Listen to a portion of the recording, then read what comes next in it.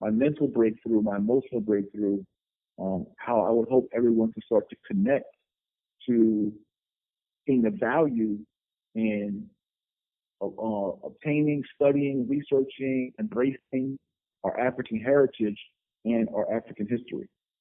And so, with that, I want to pass to Queen Jazz real quick, just for any comments, and then you can introduce again Queen Akua. Thanks, King. Just to piggyback off of what you said before I introduce Queen officially onto the call, when I started to really study and really study and comprehend our history here in America and before slavery, it really enforced a sense of pride in me, like you said. But more than that, just made me so even more unapologetic, in the fact that, look, I know that this is where I come from. I don't know the exact country or region where my ancestors are from, but I'm just so proud of the fact that despite everything that they threw at us here in America, that we still survived. And I'm even prouder of the fact that we are the birthplace of humanity. Our continent, Africa, is that birthplace. It's a birthplace of humanity. So no one can take that from us. And when we really start to read your history and learn about different facts and different people in history, it just really makes you more prideful, and it really shows and reinforces why they didn't want us to learn our history or know who we were, because they didn't want us to have that pride here in America. So I'm very excited for this new awakening that we are experiencing here in America as Black people, and I'm excited for people like Queen Akua, who is on, who has such knowledge. She's an educator by trade. She's been a teacher at several African-centered schools, and she's also an author, a published author, who writes books geared towards children. She writes children's books geared towards empowering and really instilling a sense of pride and awareness of African culture in children. And she's also the founder of Steve's Publishing, Steve's Book Publishing, which is where her books are released from. So she has, if you go on her website, which we'll allow her to mention, she has a really great books on history and math, all centered around African history. So, and she's also in the process of building two programs. One, I love the name of the Aset Temple for Girls. I think that's so dope, knowing the history of Aset. And also the Art and Literacy Center for Learning in Senegal, Africa. So, Queen, I'm just going to let you rip. I'm excited for you to be on the call. Oh, thank you. I'm honored. And great company. The first thing I want to do is just give thanks to the both of you for extending the invitation, allowing me to join this very important discussion. It's about really the foundation of what our unity can be built upon and what can fuel our drive to succeed and to unify and just to take life seriously altogether. With knowing the pilgrimage that our ancestors have been through, what they fought through, what they've also accomplished, really fuels us to build some kind of legacy, not only for our collective, but even our individual family units, and even encourages family units. Because as we study history, we see that things in African culture are centered around family and centered around community and village type of way of life of thinking, just communalism in general. It was mentioned by the King J just how important it is to have knowledge of self, which is what he acquired during his journey that has now fueled him to want to give back even more to his people in particular and inspire them to want more for themselves and their family. Without our history being in place, it's very easy for us to be misled in the areas of spirituality or religion, which people are always willing to die for, willing to sacrifice for. So it's crucial to be misled in that area because that's where you make your decisions. That's where your discernment comes from. So to strip us, and well, initially our ancestors and later through tradition us, away from our original spiritual systems is a huge gut punch. It's a huge war tactic to throw us off of our balance because we don't have the correct ruler to measure our actions off of or what is justified, what's effective, what's righteous. Another thing that leaves us in the dark without having our history is our inheritance. We don't know what truly belongs to us and what doesn't. So we can't fight for it. We can't go and claim it because we don't even acknowledge it. Furthermore is our identity, who we are. So many of us, it's like you have amnesia. You know what I mean? You see something, you smell something, it seems familiar, but you don't know why. You hear a drum, you feel like you want to move, you don't exactly know why.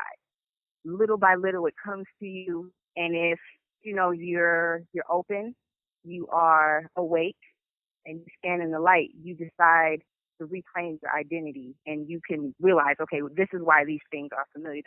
These things belong to me and my people and my culture. And then that leads us to culture, which usually is like the navigation and map to give us the direction, our way of life. And right now, we've absorbed the culture of this land that we live in, the belly of the beast. So robbing, stealing, killing, being self-centered, don't want to be tied down, want to spend all of your money in a lifetime. These are things that the American culture teaches us. And since we don't have another culture to put in place, we just absorb it. So a lot of us say, oh, we have no culture, but we do have a culture. Unfortunately, unless you've been intentional or you've been, blessed to be raised in a family that will give you a legitimate culture, you have to fight through that. It's knowledge about your history, about your country that will fuel you to want to protect that information, to protect the legacy, to want to build it. So that, at the end of the day, is why I started writing children's books about history in particular, opposed to being very upfront and writing about building your critical thinking skills, which is what I'm doing in the background in the book, and teaching them about having strong character is something tangible that they can see this has been done. Someone such as like Marcus Garvey was a child at one point that noticed the conditions of his people and his land and wanted better for it. So he traveled. He worked hard. He became an entrepreneur. And I'm sure to include Amy Garvey to teach children that he also had a mate that was also revolutionary and righteous. And through, their companionship and his companionship with other like-minded individuals, built an entire organization that went on to inspire us today and will inspire our future grandchildren. However, not just having lectures, not just pumping fists, but actually created Black-owned restaurants, schools. They had, to be exact, 2 restaurants, the steam laundry service, 3 grocery stores, Black Cross nurses. So tangible businesses that create opportunities for families. You know what I'm saying? So that's completely different than kind of the position we're even now. We've regressed a bit because people are just kind of out for themselves, and they need to know what's in it for them. You know what I mean? You had the W.E.B. Du Bois and Marcus Garvey dispute that really created a split in ideology, Booker T. Washington. So people started participating in more like ideology, I can't even get the word out, tribalism, but due to ideology. Well, I don't subscribe to your ideology, so I'm not going to follow, I'm not going to support, we're not going to have that school, we're not going to have that community center, and that's ridiculous. We should be developing based on our communal needs. So Marcus Garvey is definitely a figure I would suggest everyone learn about. I actually It seems like every time I take a flight, I end up sitting next to a non-African that sees me doing something pertaining to one of my books, and we get into a conversation about it. And by the time we're done, they're so excited to know that it's even this type of education is even happening, not just for our people, but for anyone, because everyone's getting the same misinformation. Mm-hmm. And that's what it's world history. Right. Mm-hmm. You know what I mean? Everyone's being miseducated on the how we got here. So no one is, you know what I mean, as a collective, putting right the righteous effort to get us out of this situation, because they can't agree on it being a priority. Like, well, I'm eating good. You know what I mean? So you have the opportunity to eat good. They can't see the illusion of the system of white supremacy coming in and intervening for the collective to eat good. They don't understand the tokenism of, yeah, you're being allowed to eat good, or you are, but there's not enough people that are taking their education, taking their resources, and coming to multiply it. We see several people that come from outside the United States. They go, they get an education, and they bring it back, and they create a system. They create something of value for their community so that they can build up. Unless they come and they get saturated with this culture and they like to hell with it. So anyhow, I want to go back into some important things for people to go back and look into. Maroon history is so inspiring. I can't even fully express it. I've been working on a book for like 2-3 years about Maroon history because it's so deep, it's so thick, it's so long, and I know it will empower not only our children but the adults that purchase and read and hear about the contents of it. Because a lot of us feel like what our ancestors were passive, and that's how we got in this situation. To know that the Emancipation Proclamation had to happen because of the amount of uprisings, and that because we were taking our own freedom, is very empowering. Mm-hmm. You know what I mean? Look at the places that have earned their own independence. They have a lot of pride. Like, you can't tell them nothing. Like, oh no, we took that back. So imagine what we'll have to know that we were on that same line before they threw the towel in, like, okay, yeah. No. We're going to give it to you. You don't have to take it no more. Stop killing us. Stop poisoning us. You know what I mean? We give. And to know that it happened on a Pan-African global level, that the word was making its way from Haiti to New Orleans to, you know what I mean? They're like, whoa, they did what? Oh, we're on it. To know that the Haitian government, after the independence, offered the national citizenship to us. They extended it to us, like, come here and be free. You know what I mean? Knowing that kind of unity existed then is, again, very empowering for us. There's actually a brother, Gaspar Yanga, from Veracruz in Mexico, that also led a rebellion in 1570, and it's in Mexico. You know, how many people know that there were African Maroons in Mexico that also took their independence? There's a statue to this day there. There's Queen Nanny in Jamaica, who worked with the Arawak tribe and also was a Maroon and got independence. So to know, again, that this just didn't happen there, it wasn't just Nat Turner, which, you know, depending on how deep your research goes, you know, some people feel like, did it happen? I don't know, may it happen. There were real life rebellions took place with even more success, I guess we'll call it. Because, I mean, at the end of the day in a war, you know, you're supposed to overcome and overpower your enemy. So it is what it is. But, you know, they had a higher body count at the end of the day with their rebellion. But they don't want to share those efforts. Because, again, that's going to ignite something like, hey, we're men. You know, hey, I'm a mother. I need to protect my children. I need to support and protect my husband. Like, hold on a second. That's in my lineage. That's in my history. It's going to give people, you know, a different viewpoint.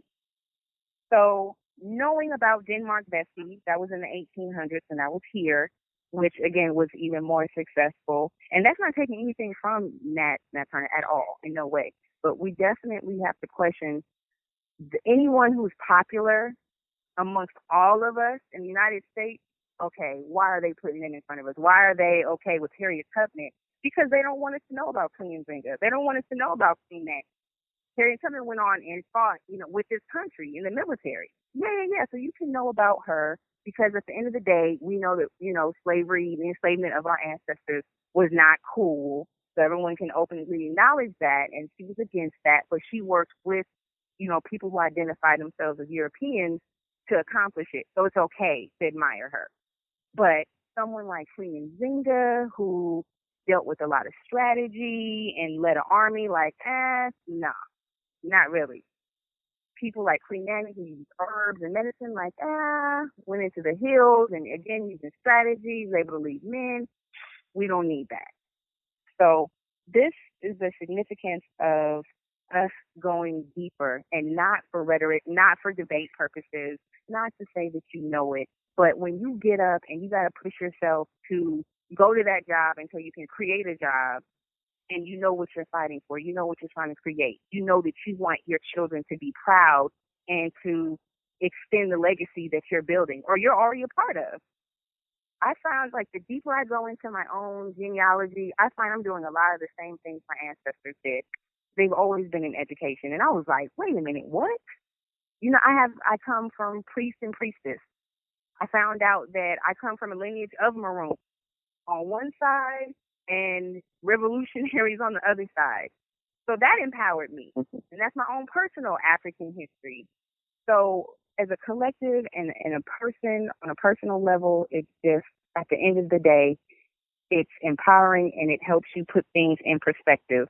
When the little tangible things, okay, this bill, this, that, or whatever, it gets in the way and discourages you from just being excited about life. No, I got something to live for. I was created with a divine purpose, with a mission. I have something to accomplish.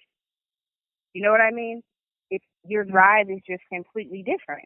Looking at the lifespan of Madam C.J. Walker, whom I wrote one of my children's books about, she lived for 51 years.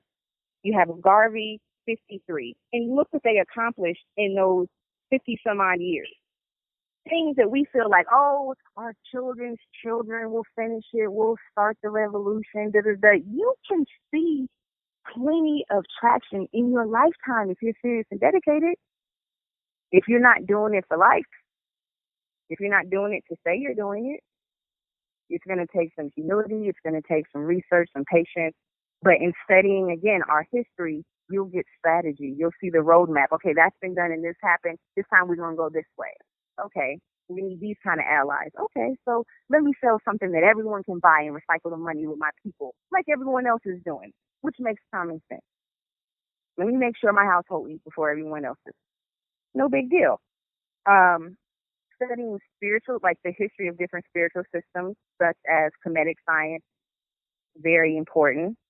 And you'll notice all the things that have been Christopher Columbus from us. You're like, okay, whoa, that's why get it. And you'll see why it's worth stealing. And you'll take it back. When you study different aspects of Esau, the Yoruba tradition, again, you'll see similarities in different things in movies, corporations, their logos. You're like, oh my God, that's Shango. That's why they use that. That's why they did that on that day. Okay, they're stealing our magic. And that's how they're winning. They're winning with our tools. The Akan tradition, Voodoo tradition, which of course they scare everyone away from Voodoo because they successfully got their butt whipped on the plantation with it. Like, okay, my baby just, was born with 8 toes. Okay, this happened so mysteriously. It got to the point where they created a law where it's illegal to bring any of our ancestors from the Congo, because they would lead rebellions and kick in their butt with every tool that we had. So it's no different now. They just make it unattractive, so we won't even reach for it. Outside of the spiritual system, it's important to study what is the history of the land, the different battles that we've been through. I think a wonderful book is The Destruction of the Black Civilization from Chancellor Williams. To get a historical placement on the politics, I suggest Dr. Henry Clark. His books are amazing and very thorough. I would say it's also important to have the psychological history that we've also endured, and I would certainly suggest Dr. Amos Wilson. He does a very thorough job. There's Blueprints of Black Power that just has the blueprint. I mean, it's thick. It's going to take you a long time, but it's also an excellent read. looking into the development of Black Wall Street in Tulsa, Oklahoma is something else I would highly suggest. Yeah, I feel like those are some very crucial starting points for our So, people. Queen, And again, you have different systems. I'm sorry?